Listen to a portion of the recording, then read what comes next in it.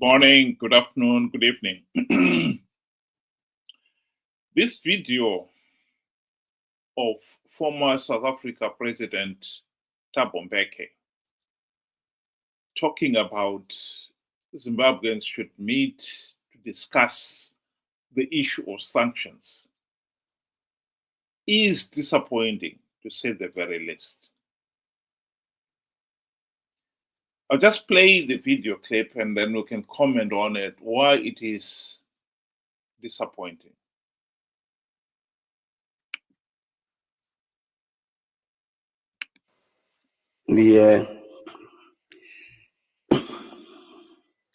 I really don't know what anybody expects South Africa to do with regard to Zimbabwe. I know many of the players, political players in Zimbabwe. So I went to see President Mbeki to say to him, President, I agree. We need these sanctions lifted. But part of what needs to happen, is that you Zimbabweans need to speak with one voice. Our colleague also raised this question about the need for Africa to make sure that it works as a bloc, to say that you as Zimbabweans need to speak with one voice on this matter, apart from any other consideration. And therefore, it seemed to me that one of the things that needs to happen is that these two parties, which had 95% of the presidential votes, need to get together to talk about the future of Zimbabwe. So that even on this matter, when we approach the rest of the world to say lift sanctions, it must be said by both. Agreed, we agreed. Just get together and sort out these problems.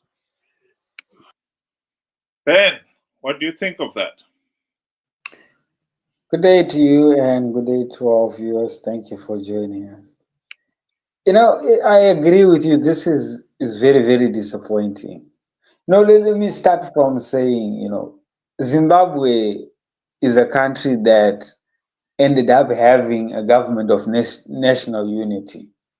And he was a key player in establishing that government of national unity. And he doesn't even talk about why that government of national unity was important or why it came to be about. From where we stand as Zimbabweans, we know why there was the need for a GNU, because we had a 2008 election that was very violent, brutal, people being murdered, people losing their livelihoods, their homes, and so forth. That is why they had to force a GNU, because Zimbabwe was no longer a place where people could live and thrive. It was never because of sanctions. And let me remind everybody, Zimbabwe was still under sanctions during that time. And that never played any key role towards forming a government of national unity. So now for him to go back and say the sanctions story, like how Zanu PF sings it every day, is very disappointing.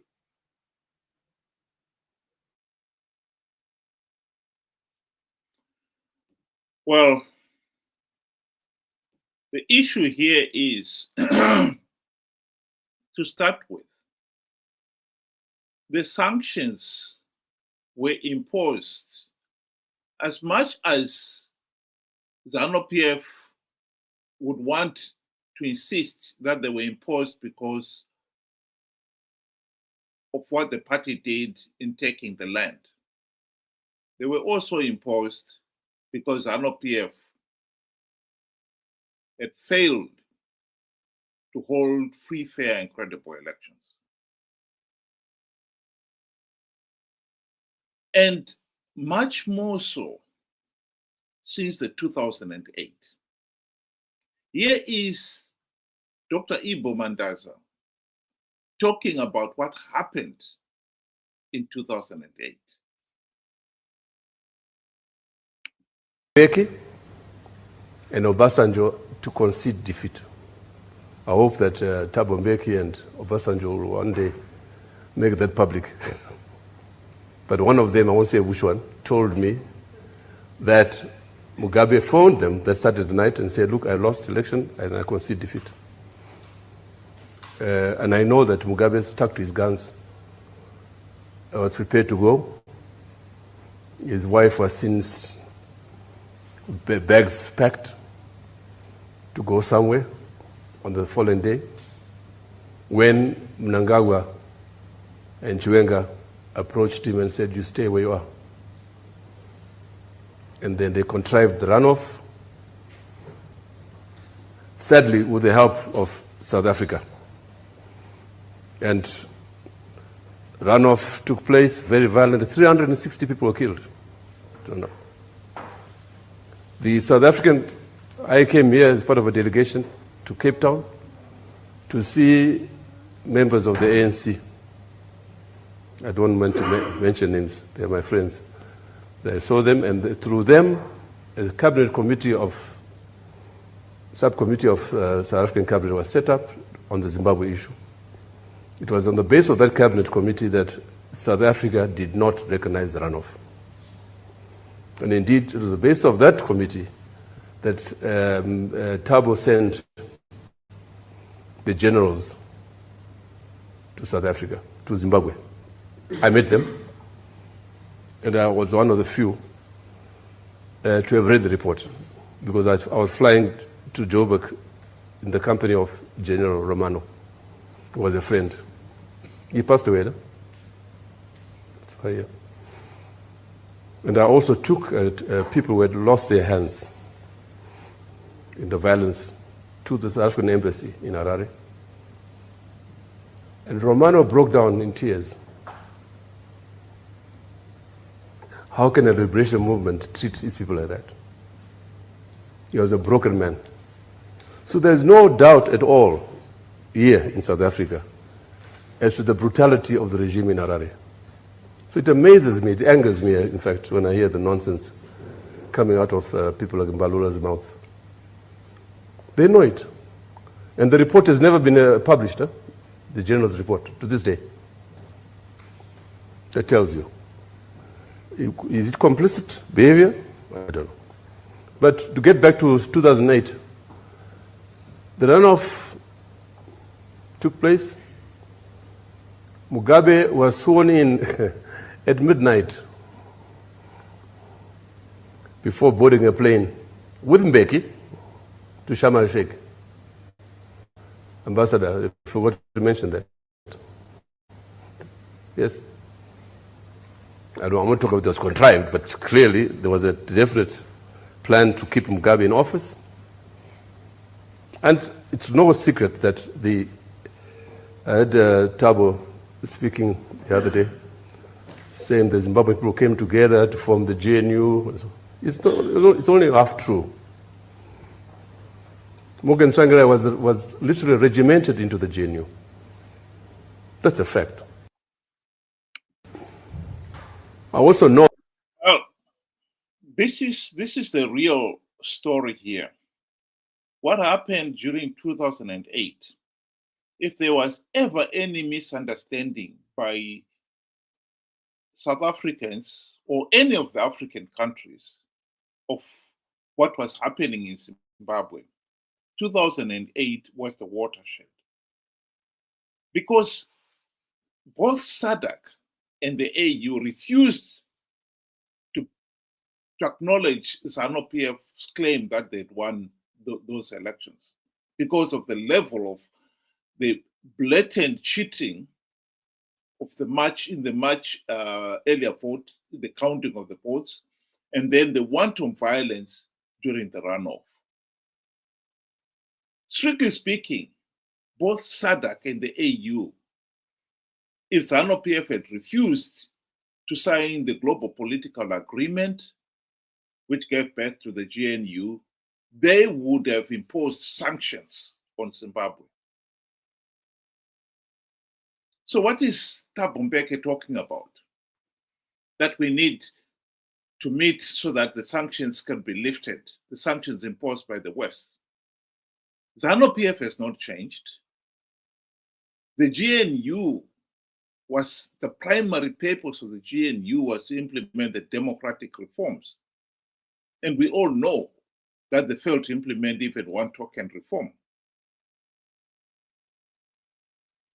I think it is disappointing that leaders like Thabo Mbeki, even now, with the benefit of hindsight, still wants to make a mountain out of a molehill about the sanctions imposed by the West. When SADC and the AU itself would have imposed sanctions on the regime if they had refused to go into the GNU. Yes, I agree that when the GNU failed to implement even one token reform, both SADC, particularly SADC, were disappointed by it, but they felt helpless. Because if Zanu PF and the MDC guys got together and unfortunately they sold out on reforms, what else could have SADC done?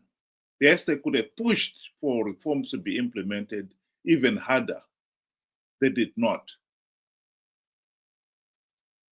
But by that time, it was clear that Zanu PF was not giving the people of Zimbabwe, the ordinary people of Zimbabwe, the right to exercise a meaningful vote. So I find it really disappointing that Thabo Mbeki would want to make a mountain out of a molehill of the issue of the sanctions imposed by the West, when Africa itself, SADC, and the AU imposed their own sanctions by refusing to recognize them in 2008. The political situation in Zimbabwe has not changed since the 2008. He continues to blatantly rig the elections. The last elections, 2023, both SADC and the AU election observers condemned the election process as flawed and illegal. So it is really amazing how African leaders somehow get confused and they start making a mountain out of a molehill of the wrong issue altogether. And that must be made very clear. People like Thabo Mbeki should not speak of an issue that they know is a side issue. Sanctions have become a side issue in Zimbabwe. If anything at all, SADC itself should be imposing sanctions on Zanu PF for failure to hold free, fair, and credible elections after the 2023 elections, because they condemned them, but failed to take to go the extra mile and impose sanctions on that regime.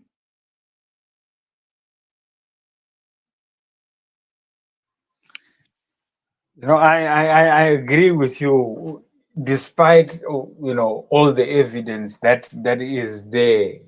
Where like you are just talking about, we are coming from the back of a 2023 election that the SADC in black and white stated that our elections, Zimbabwean elections, were illegal. they did not even measure up to our own constitution and international standards. That means it was really, really bad. And if you look back, this is what had forced the GNU for them to step into it, to say, this is wrong. There is no democracy anymore. Okay, fine. We can talk about sanctions, but what about the evidence that is coming from South Africa itself, talking about the corruption levels that are in Zimbabwe? Banks in South Africa are signaling every now and then to say they are illegal money laundering, activities coming from Zimbabwe. And his name, the president, has been brought forward, and nothing has been said by the South African government and by the Zimbabwean government. So it's as if it's a hush, situation. And okay, fine. Let's go to a neutral point of view. The Al Jazeera documentary, The Gold Mafia, that was documented, that says Zimbabwe is losing billions every year to gold smuggling, just gold smuggling. And Zimbabwe has many minerals, if I may remind everybody. But in excess of 2 billion, that is just disappearing. And nobody has spoken about that. And then people expect, let us hold hands, be of one accord, and sing with Zanu PF and their national anthem of sanctions. That will not work, because we know what is the real problem in Zimbabwe. We have a political crisis. And within that political crisis, it has affected the economy, everything. Now it's bandits that are in charge, and they are looting every day. The evidence is coming from our neighbors, not even international, waters, but our neighbors are signaling to say, Zimbabwe, this is what is happening. But the South African government, Thabo Mbeki, is quiet about that. He is talking about the sanctions. Sanctions, yes, sanctions should be removed once everything has been put in place. Everything has been fixed. And what Zimbabwe needs, and Thabo Mbeki knows what Zimbabwe needs: free, fair, and credible elections. A government for the people and by the people. Period. Well, I would like to play this video clip of Mnangagwa dismissing the reports of both SADC and the AU election observers who had condemned Zimbabwe's 2023 elections, to underline his contempt for the rule of law, for the necessity, the importance of holding free, fair, and credible elections. Here he is speaking in his own voice. Vakatuka Zanu PF kana ini ndonyanyisa kufara zvakanaka. Ukavona vavengi vakwashi kurumbidza nekuchikanganisa, ukavona vachiti Zanu PF yakaipa, farai. You are doing correct things for your country. Hongu takaita maelections edu, kuna vamwe vaitaura zvisina musoro zvikanzi maelections anafamba zvakanaka, ndezvavo.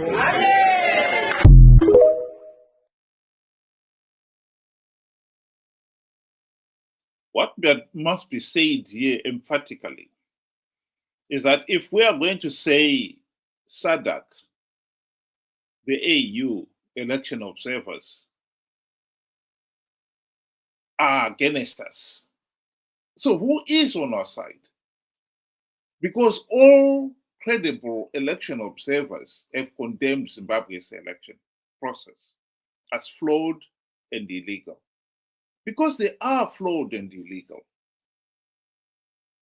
And yet, even when our own regional body and our own continental body say, no, you have got to carry out elections and follow your own law and follow the SADC guidelines and so forth, we dismiss them as the andeshavo.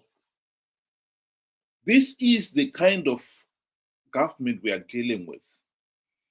Zimbabwe is going to have elections in 2028.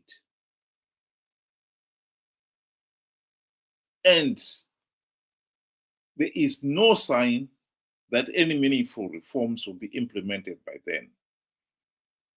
So it will be a repeat of 2023.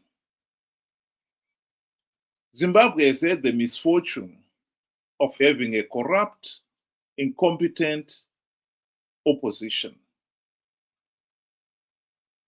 Like I correctly mentioned, MDC had the golden opportunity to implement the democratic reforms during the GNU of 2008 to 2013. They failed to implement even one token reform. And ever since the GNU, they've been participating in flawed elections to give Zanu PF legitimacy. But we should not make the mistake of thinking that the people of Zimbabwe are happy with the electoral process. They may not understand, the majority may not understand what is going on, but the truth of the matter is they know they have a serious political problem in Zimbabwe. We have failed to hold free, fair, and credible elections for 45 years and counting. 2028, one is hoping that a significant number of Zimbabweans would finally, the penny will drop and realize that participating in flawed elections to give Zanu PF legitimacy and perpetuate the dictatorship is foolish. And if those people refuse to participate, one is hoping that SADC and the AU will finally step in and deny Zanu PF legitimacy. We are not interested in seeing this issue of sanctions being put on the table as if it is an issue. It is not an issue. It has never been an issue. The failure to hold free, fair, and credible election is the number one problem that the people of Zimbabwe are facing.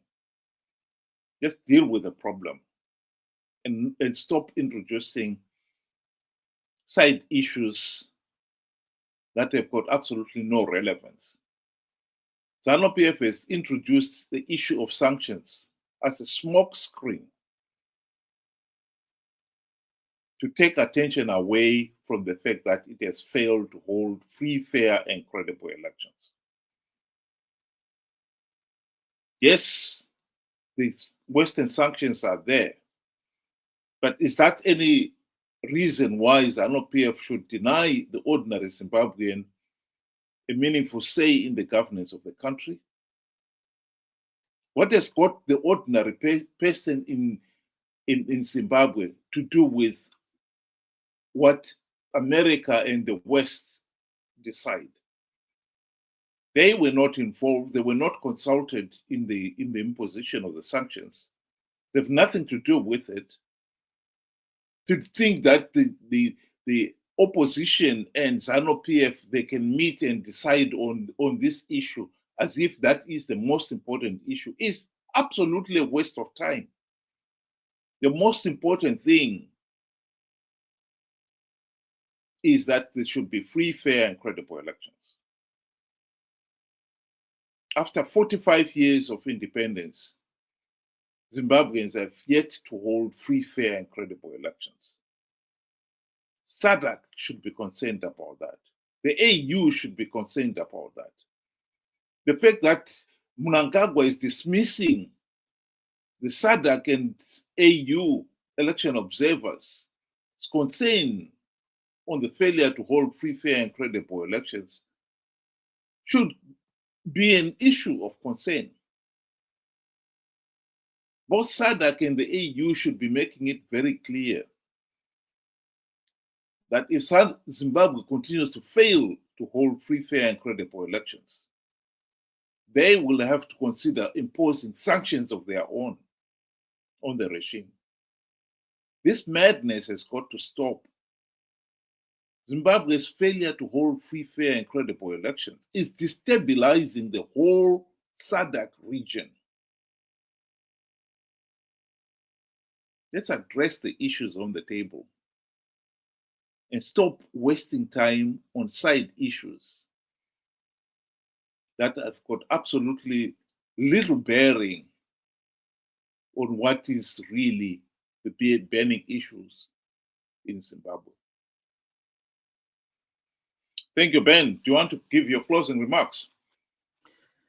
In closing, I would want to say, as Zimbabweans, we welcome all the help that we can get from, the international community, SADC as our home, we would want them to help us. But let us help, get the help that we need by addressing and calling a spade a spade. We have a problem where Zimbabwe is failing to hold free, fair, and credible elections. This is according to the SADC Observer Mission report that was adopted by SADC itself, including South Africa. They agreed that we failed, and that needed to be addressed. Because, like you said, we are going into a 2028 election, and nothing is going to change, because nothing has been done about it. Zanu PF will just do what it does best, which is rig elections. We can no longer continue talking about sanctions when we are losing more than 2 billion worth of gold every year. When we are having money being laundered, into South Africa and, various countries. And we come up and we start crying about sanctions. Sanctions are doing this, sanctions. If you're not going to genuinely help us, with all respect, if you're not going to genuinely help us, it's better to shut up. Because, you're taking us back and back and backwards, Yet we are trying to move forward. Sanctions would be lifted if Zimbabwe had held free, fair, and credible elections. That was the condition that were set, and Zimbabwe has failed. And SADC can sing and say, let us, fight for the removal of sanctions, but they also condemned Zimbabwe for failing to hold free, fair, and credible elections. So again, I say, if people are not going to want to help, or there are individuals that are not going to genuinely want to help, let them back off.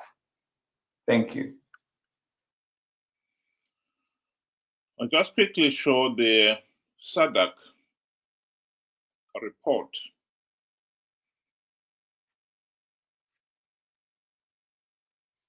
This was the conclusion of the SADC report, clearly stating that Zimbabwe had failed to hold free, fair, and credible elections according to our own constitution and according to SADC's own guidelines. SADC, as a body, failed to deny Zanu PF legitimacy because Zimbabweans had participated in those flawed elections in their millions. But that was our problem. The opposition conned the people to participate. Chamisa was telling people that he had plugged all the vote-rigging loopholes. to stop Zanu PF rigging the elections when he knew he had not done any such thing. I agree that is our problem.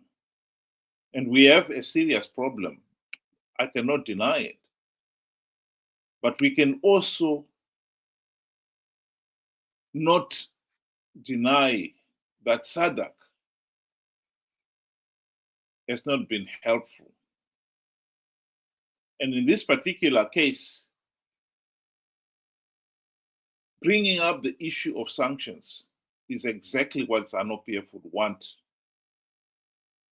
SADC to talk about and the world to talk about.